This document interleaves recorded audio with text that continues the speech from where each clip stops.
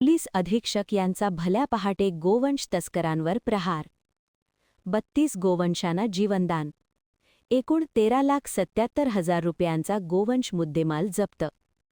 अकोला जिल्ह्यात गोवंश जातीचे जनावरांची वाहतूक करून कत्तली होत असून रामदासपेठ पोलीस ठाण्याच्या हद्दीत मोठ्या प्रमाणावर अवैधरित्या गोवंश कत्तलीसाठी आणले जात असल्याची माहिती मिळताच पोलीस अधीक्षक श्री अर्थित चांडक यांनी स्वतः गोवंश कार्यवाहीची धुरा सांभाळत गोवंश तस्करांवर अंकुश बसावा याकरिता अकोला शहर उपविभागीय पोलीस अधिकारी श्री सुदर्शन पाटील, स्थानिक गुन्हे शाखा प्रमुख पोनी श्री शंकर शेळके व पोस्टे रामदासपेठ थे पोनी शिरीष खंडारे तसेच त्यांच्या अधिकारी व अंमलदार आरसीपी यांचे संयुक्तरित्या वेगवेगळे पथक तयार करून त्यांना कार्यवाहीबाबत सूचना देऊन भल्या पहाटे घटनास्थळी धडक देऊन ऑपरेशन प्रहार अंतर्गत गोवंश तस्करांवर कार्यवाही केली.